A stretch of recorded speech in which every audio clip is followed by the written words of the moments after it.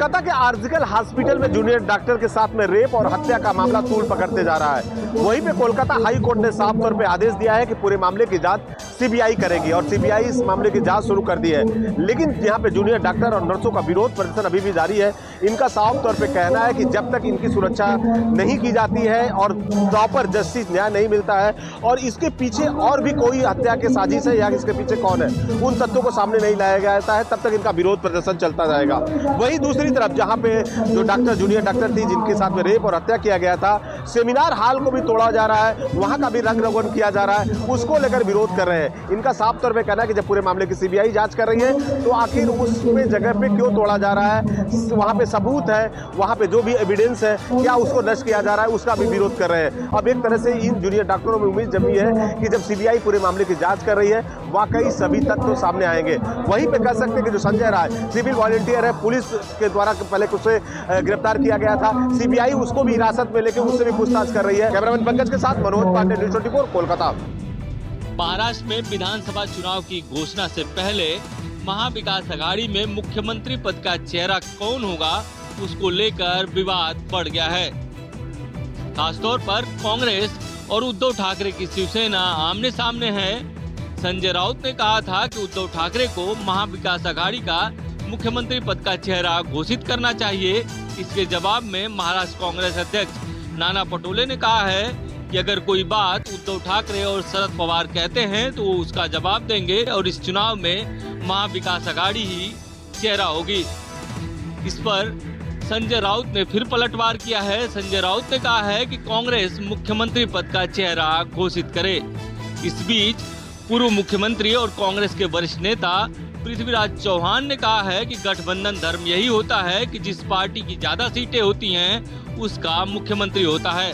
शरद पवार गुट ने ये साफ किया है कि जो भी बातें होंगी वो चुनाव के बाद ही होंगी और चुनाव में जो चेहरा होगा वो महाविकास आघाड़ी होगा। मैं अखिलेश ठाकुर के साथ इंद्रजीत सिंह, न्यूज़ 24 मुंबई। महाराष्ट्र के उप मुख्यमंत्री अजित पवार के एक बयान से महाराष्ट्र की राजनीति में भूचाल आ चुका है। अजित पवार फिलहाल महाराष्ट्र जनसम्मान यात्रा को लेकर महाराष्ट्र में घूम रहे हैं और वहां पर उन्होंने एक बयान दिया। उन्होंने कहा कि 2024 के लोकसभा चुनाव में सुप्रिया सुले के खिलाफ उन्होंने सुनेत्रा पवार अपनी पत्नी को चुनावी मैदान में उतारकर सबसे बड़ी गलती की है और वो अब सुप्रिया सुले से मिलने के लिए रक्षाबंधन के मौके पर जाने वाले हैं। अजित पवार ने कहा कि यह फैसला एनसीपी की पार्लियामेंट्री बोर्ड ने किया था, लेकिन जब फैसला हुआ उसके बाद पीछे हटना मुश्किल भरा साबित हो सकता था। अजित पवार के इस बयान को अब कहा जा रहा है कि ये इमोशनल अपील की तरफ देखा जा रहा है। दूसरी तरफ ये कहा जा रहा है कि अजित पवार शायद महायुति में दबाव बनाने की कोशिश वहां पर कर रहे हैं। अजित पवार के इस बयान के बाद सुप्रिया सुले से पूछा गया कि अजित पवार ने ये बयान दिया है तो सुप्रिया सुले ने कहा उन्होंने बयान सुना नहीं और कहीं देखा भी नहीं है। लेकिन बाद में एक भाषण में सुप्रिया सुले ने कहा कि बारामती में उनके कई ऐसे दादा और भाई हैं जिन्हें वो चाहती है। जाहिर सी बात है पवार परिवार में फिलहाल इस बात को लेकर अजित पवार के बयान को लेकर सभी चर्चा का विषय बना हुआ है। कैमरामैन दिलीप अवेरे के साथ विनोद जगदाले, न्यूज़ 24 उस्मानाबाद।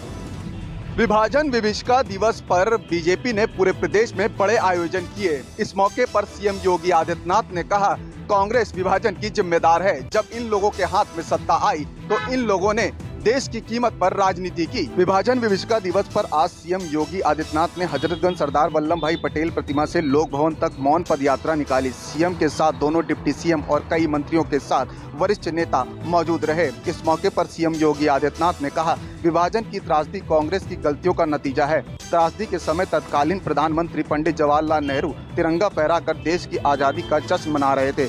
उस समय लोग अपनी मातृभूमि, अपना परिवार छोड़ने के लिए मजबूर थे। सीएम योगी ने आगे कहा देश को आंतरिक विभाजन से उबारना है। बांग्लादेश में 1.5 करोड़ हिंदू जान बचाने की गुहार लगा रहे हैं। बांग्लादेश में नर पिशाच के सामने डटकर हिंदू खड़े हैं। यही नहीं, मुख्यमंत्री योगी आदित्यनाथ ने आगे कहा कि आने वाले समय में या तो पाकिस्तान का भारत में विलय हो जाएगा या फिर दुनिया के नक्शे से पाकिस्तान का नामो निशान खत्म हो जाएगा। कैमरा पर्सन धर्मेंद्र साहू के साथ मनोज पांडे, लखनऊ, न्यूज़ 24। महाराष्ट्र में विधानसभा चुनाव को लेकर सियासी गर्मी पहले से ही तेज है और उसमें मराठा नेता मनोज जरंगे पाटिल ने पारा और बढ़ाया हुआ है। मनोज जरंगे पाटिल मराठा आरक्षण की मांग को लेकर चरणबद्ध तरीके से राज्य के दौरे पर है। बुधवार के दिन नासिक में उनकी शांतता रैली का समापन हुआ। इसके साथ ही जरांगे पाटिल आगामी विधानसभा चुनाव की तैयारी में भी जुट चुके हैं। जरांगे पाटिल का कहना है कि वो पूरे 288 सीटों पर अपने उम्मीदवार उतारेंगे। इसके लिए संभावित उम्मीदवारों से मुलाकात करेंगे और सभी विधानसभा क्षेत्र से राजनीति समीकरण को लेकर डेटा मंगाया जा रहा है। हालांकि जरांगे पाटिल का कहना है कि उनकी ये तैयारी जरूरत पड़ने पर की है।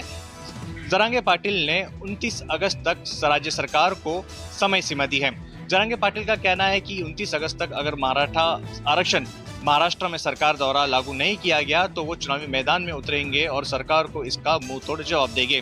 कैमरा पर्सन अनंत बर्मन के साथ अंकुश जायसवाल, न्यूज़ 24 मुंबई। शराब के कथित घोटाले में सीबीआई वाले मामले में अरविंद केजरीवाल की जमानत याचिका पर सुप्रीम कोर्ट ने सीबीआई को नोटिस जारी किया है। अगली सुनवाई 23 अगस्त को होगी। आज सुनवाई के दौरान अरविंद केजरीवाल की तरफ से वरिष्ठ वकील अभिषेक मनु सिंह भी पेश हुए और उन्होंने ये कहा कि माय लॉर्ड, हम हेल्थ ग्राउंड पर केजरीवाल के लिए अंतरिम जमानत की मांग कर रहे हैं। सुप्रीम कोर्ट ने कहा कि अंतरिम जमानत हम नहीं दे सकते, हम नियमित सुनवाई ही करेंगे। उसके बाद अभिषेक मनु सिंह की तरफ से मांग हुई कि माय लॉर्ड, इस मामले पर जल्दी सुनवाई कर लिया जाए और इस तरह कोर्ट ने कहा कि हम 23 तारीख को सुनवाई करेंगे। तो सामान्यतः प्रक्रिया यही है कि जमानत याचिका पर जब पहली बार सुनवाई होती है तो जांच एजेंसी को नोटिस सर्व की जाती है, नोटिस भेजा जाता है। उसके बाद से उसका जवाब आने के बाद सुनवाई होती है। तो 23 को नियमित जमानत याचिका पर सुनवाई होगी। अरविंद केजरीवाल की तरफ से सुप्रीम कोर्ट में दायर याचिका में कहा गया है कि शराब नीति घोटाले के तमाम आरोपियों को जमानत दी जा चुकी है, ऐसे में उनको भी जमानत दी जानी चाहिए। दूसरी बात अरविंद केजरीवाल की तरफ से ये भी कही गई है कि दरअसल चूंकि अभी इस मामले में ट्रायल पूरा होने की निकट भविष्य में संभावना नहीं है, ऐसे में जमानत दी जानी चाहिए।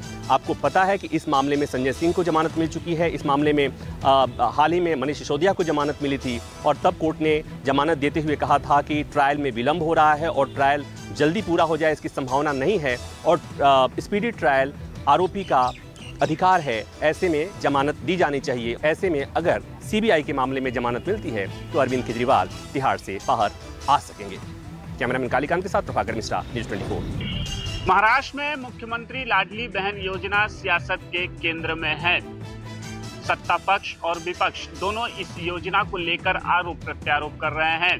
तो वहीं महाराष्ट्र के मुख्यमंत्री एकनाथ शिंदे मुख्यमंत्री लाडली बहन योजना में पंजीकरण के दौरान 27 लाख महिलाओं का आधार कार्ड बैंक से ना लिंक होने की वजह से अधिकारियों पर नाराजगी जताई है। तो वहीं दूसरी तरफ महाराष्ट्र के उप मुख्यमंत्री देवेंद्र फडणवीस ने राज्य की महिलाओं को आश्वस्त किया है कि यह योजना कोई भी बंद नहीं कर सकता।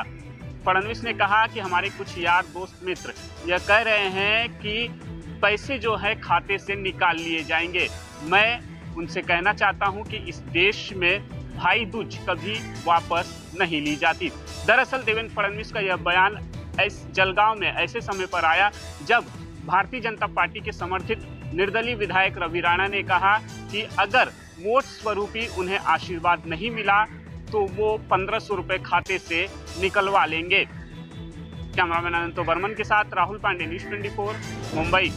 बांग्लादेश में जिस तरह की परिस्थितियां सामने आई है, वहां पर जिस तरह से हिंदू मंदिरों को खंडित किया जा रहा है, उसके विरोध में जयपुर में एक बड़ी आक्रोश रैली निकाली गई। और अच्छी बात यह है कि यहाँ पर मुस्लिम राष्ट्रीय मंच की ओर से भी फूल बरसाकर रैली में शामिल लोगों का स्वागत किया जा रहा है। ये अपने आप में बड़ी बात है क्योंकि ये सर्वधर्म एक संदेश देने की कोशिश कर रहे हैं कि इस तरह की घटनाएं चाहे किसी भी धर्म के साथ हो उसे कतई बर्दाश्त नहीं किया जा सकता है। और इसी के लिए ये मुस्लिम राष्ट्रीय मंच की ओर से यहाँ पर आप देखिए फूल बरसाकर रैली में शामिल लोगों का स्वागत किया जा रहा है। इस जयपुर में निकाली जा रही आक्रोश रैली में तमाम साधु संतों महंत के अलावा व्यापारिक संगठन और आम लोगों ने भी भाग लिया है। और यह जयपुर के अलग अलग हिस्सों में ये रैली आज गई है और बड़ा संकेत देने की कोशिश कर रही है। यह इस वक्त मैं मौजूद हूँ बड़ी चौपड़ पर। हवा महल का इलाका भी यही है, जामा मस्जिद का इलाका भी यही है, लेकिन यहाँ पर ये जो तमाम रैली आपको नजर आ रही है जिसमें हाथों में तिरंगा और भगवा झंडे नजर आ रहे हैं, एक बड़ा संदेश देने की कोशिश है कि आतंकी घटना या किसी भी धर्म को इस तरह से हमला करने की घटना जहाँ पे भी होगी उसका जयपुर के लोग मिलजुल कर इसी तरह से विरोध करेंगे। कैमरामैन विक्रम सिंह भाटी के साथ श्रीवत्सन, जयपुर, न्यूज़ 24। मध्य प्रदेश के सभी सरकारी और प्राइवेट कॉलेजों में जो कोर्स पढ़ाया जाता है उसमें आरएसएस के लेखकों की किताबों को लेकर विवाद छिड़ चुका है। आपको बता दें कि उच्च शिक्षा विभाग ने एक आदेश जारी किया है जिसमें उन्होंने 88 किताबों की सूची जारी की है जिनकी एक एक प्रतियां सभी प्राइवेट और निजी कॉलेज की लाइब्रेरी में रखने के निर्देश दिए गए हैं। लेकिन 88 जो किताबें, इनमें से ज़्यादातर जो किताबें हैं वो आरएसएस से जुड़े लेखकों की हैं। इसी को लेकर कांग्रेस ने आपत्ति जताई है। कांग्रेस का कहना है कि ये एक विचारधारा को ज़बरदस्ती शिक्षा के क्षेत्र में जाने के लिए या छात्रों को पढ़ाने के लिए प्रेरित करना सरासर गलत है। ज़्यादातर किताबें हैं वो संघ से जुड़े लेखकों की हैं। यही वजह है कि कांग्रेस कह रही है कि इस पूरे मामले में अब कोर्ट का दरवाजा खटखटाया जाएगा। कैमरा पर्सन कमलेश व्यास के साथ विपिन श्रीवास्तव, न्यूज़ 24 मध्य प्रदेश। एनसीईआरटी की किताबों के इस्तेमाल के बारे में सीबीएसई ने एक गाइडलाइन जारी की है और अगर स्कूल सीबीएसई की इस नई गाइडलाइन को नहीं मानते हैं तो उन पर कार्रवाई भी की जा सकती है। हालांकि ये जो गाइडलाइन है वो 2018 के नियम के हिसाब से ही है, लेकिन कुछ शिकायतें अभिभावकों द्वारा मिली थी और उस पर कार्रवाई करते हुए सीबीएसई ने ये नई गाइडलाइंस जारी की है। सीबीएसई कहता है कि स्कूलों को एनसीईआरटी या राज्य की किताबें यानी एससीईआरटी ही इस्तेमाल करनी चाहिए। अगर स्कूल दूसरी किताबें भी इस्तेमाल करते हैं तो उन्हें बहुत ज्यादा सतर्क होने की जरूरत है कि उनमें कोई गलत या बुरा मतलब वाली बात ना लिखी हो। नियमों के मुताबिक स्कूल उन सब्जेक्ट में एनसीईआरटी की किताबें इस्तेमाल कर सकते हैं जिनमें ये बदलाव उपलब्ध है। अगर स्कूल किसी दूसरी कंपनी की किताबें इस्तेमाल करते हैं तो उन्हें ध्यान रखना होगा कि उन किताबों में किसी भी जाति, समुदाय, लिंग या धर्म के लोगों की भावनाओं को ठेस ना पहुंचे। स्कूलों को अपनी वेबसाइट पर उन किताबों की लिस्ट डालनी होगी जो उन्होंने पढ़ाने के लिए चुनी है। इस लिस्ट के साथ स्कूल के मैनेजर और प्रिंसिपल को एक लिखा हुआ डिक्लेरेशन भी देना होगा जिसमें वो ये कबूल करेंगे कि उन्होंने किताबों को अच्छे से पढ़ा है और उनकी पूरी जिम्मेदारी है कि आखिर बच्चे क्या कुछ पढ़ रहे हैं। कैमरामैन जहांगीर के साथ व्याग्रवाल, दिल्ली। धर्म नगरी अयोध्या में रामपथ और भक्ति पथ पर लगाई कई लाइटें गायब हो गई हैं, जिनकी कीमत लाखों में बताई जा रही है। अयोध्या में रामलला के मंदिर की ओर जाने वाले रामपथ और भक्ति पथ पर लगाई गई 3800 बैम्बू लाइट और 36 गोबो प्रोजेक्टर लाइट अचानक गायब हो गई है। संबंधित कंपनी के कर्मचारी शेखर शर्मा ने अज्ञात के खिलाफ थाना राम जन्मभूमि में चोरी का मुकदमा दर्ज कराया है। हैरानी की बात यह है कि घटना अयोध्या के सबसे सुरक्षित माने जाने वाले स्थान पर हुई है और पुलिस को भी इसकी भनक तक नहीं लग पाई। फिलहाल रामनगरी में घटित हुई इस घटना ने सभी को हैरत में डाल दिया है और पुलिस ने मामला दर्ज कर फिलहाल जाँच भी शुरू कर दी है। कैमरा पर्सन धर्मेंद्र साहू के साथ अशोक तिवारी, लखनऊ, न्यूज़ 24। हवाई सफर करने वाले लोगों की परेशानी बढ़ सकती है क्योंकि हवाई यात्रा जो है अब महंगी हो सकती है और इसके किरायों में बढ़ोतरी हो सकती है। जी हां, 15 अगस्त से पहले हवाई जहाज के किरायों में बढ़ोतरी हो गई है। खासतौर से देश के विभिन्न शहरों से दिल्ली आने वाली फ्लाइटों के किरायों में बढ़ोतरी की गई है। हवाई किराए की बढ़ोतरी के पीछे एक्सपर्ट वीकेंड भी एक बड़ी वजह मान रहे हैं, जिसमें 15 अगस्त से लेकर 19 अगस्त रक्षाबंधन तक लोगों को लंबा वीकेंड मिल रहा है। हवाई किराए में डील करने वाली विभिन्न एजेंसियां 13 अगस्त से ही हवाई जहाजों के किरायों में बढ़ोतरी दिखा रही हैं। 13 और 14 अगस्त को हवाई किराए अधिक है, जबकि 15 अगस्त पर किराए में कमी आ रही है। इसी तरीके से कई ऐसी एयरलाइंस हैं जिन्होंने अपने किरायों में बढ़ोतरी की है। साथ ही साथ आपको ये भी बता देते हैं कि एक्सपर्ट ये भी कह रहे हैं कि फेस्टिव सीजन में इस बार हवाई किराए पिछले साल के मुकाबले ज्यादा होंगे। अलग अलग शहरों के बीच 15 से 25% तक बढ़ोतरी हो गई है। जैसे जैसे फेस्टिव सीजन और नजदीक आएगा, हवाई किरायों में और ज्यादा बढ़ोतरी होगी। यानी साफ तौर पर जो फ्रीक्वेंटली यानी ज्यादा हवाई यात्रा करते हैं उनके जेब पर ज्यादा बोझ पड़ेगा। कैमरा पर्सन विजय के साथ पल्लवी झा, दिल्ली, न्यूज़ 24। जम्मू कश्मीर के डोडा जिले में आतंकियों और सुरक्षा बलों के बीच मुठभेड़ चल रही है। इस मुठभेड़ में सुरक्षा बलों ने 3 से 4 आतंकियों को घने जंगलों के बीचों बीच घेर लिया है। हम इस समय ग्राउंड जीरो पर मौजूद हैं। ये आप देखिए, यहाँ पर इन बहादुर जवानों को जो अत्याधुनिक हथियारों से लैस हैं, इन जवानों का यही मकसद है कि जितने भी आतंकी जो हैं इन घने जंगलों में छिपे हुए हैं, चुन चुन कर तमाम आतंकियों को ढेर करना। इस मुठभेड़ से जुड़ी हुई एक खबर आई है कि भारतीय सेना का एक ऑफिसर जो कैप्टन रैंक का है वो इस ऑपरेशन के दौरान शहीद हुआ है। वहीं एक सिविलियन भी जख्मी हुआ है। आपको बता दें कि बीते कल जो है पटनीटॉप के नजदीक अक्कर के फॉरेस्ट इलाके में आतंकियों सुरक्षा बलों के बीच मुठभेड़ शुरू हुई थी और तब से लगातार हमारे बहादुर जवान आतंकियों की सर्च कर रहे थे। एक बार फिर सुबह कॉन्टैक्ट इस्टेब्लिश हुआ। यहाँ पर सबसे बड़ी चुनौती सुरक्षा बलों के लिए है घना जंगल, क्योंकि यहाँ पर एक एक कदम जो है फूक फूक कर रखना होता है। कदम कदम पर चुनौती होती है, लेकिन बावजूद इसके आप इन जवानों को देखिए, जवान बेहद ज्यादा अलर्ट हैं और इनका यही मकसद है कि जितने भी पाकिस्तान द्वारा पाले गए आतंकी इन घने जंगलों में मौजूद हैं वो छिपे हुए हैं, चुन चुन कर तमाम आतंकियों को ढेर करना। कैमरामैन ओंकार के साथ पंकज शर्मा, न्यूज़ 24, डोडा। भारतीय सेना को एक और मजबूती प्रदान करते हुए रक्षा अनुसंधान संस्थान यानी कि DRDO ने man portable anti tank guided missile को लॉन्च किया है। पोखरण के महाजन फायरिंग रेंज से इस एंटी गाइडेड टैंक मिसाइल को लॉन्च किया गया, इसका परीक्षण किया गया है और निशाना भी सटीक लगा है। वैसे भी देखा जाए तो DRDO भारतीय सेना की ज़रूरतों के लिए इसी तरह के उपकरण और हथियारों को लगातार विकसित करता रहा है और उसी की श्रेणी में इस एंटी टैंक गाइडेड मिसाइल को काफ़ी महत्वपूर्ण भी माना जा रहा है। इस अवसर पर सेना के कई बड़े अधिकारी भी मौजूद थे और DRDO के वैज्ञानिक भी मौजूद थे जिन्होंने कि इस एंटी टैंक गाइडेड मिसाइल को तैयार किया था। अब 2-3 और परीक्षण के बाद इसे भारतीय सेना में जल्दी ही शामिल कर लिया जाएगा। श्रीवत्सन, जयपुर, न्यूज़ 24। कन्नौज में किशोरी से बलात्कार के मामले में समाजवादी पार्टी के नेता रहे नवाब सिंह यादव की मुश्किलें बढ़ती नजर आ रही हैं। मेडिकल जांच की रिपोर्ट आने के बाद नवाब सिंह यादव पर दुष्कर्म की धारा बढ़ा दी गई है। मेडिकल जांच में सामने आया है कि पूर्व ब्लॉक प्रमुख नवाब सिंह यादव ने किशोरी से दुष्कर्म किया था।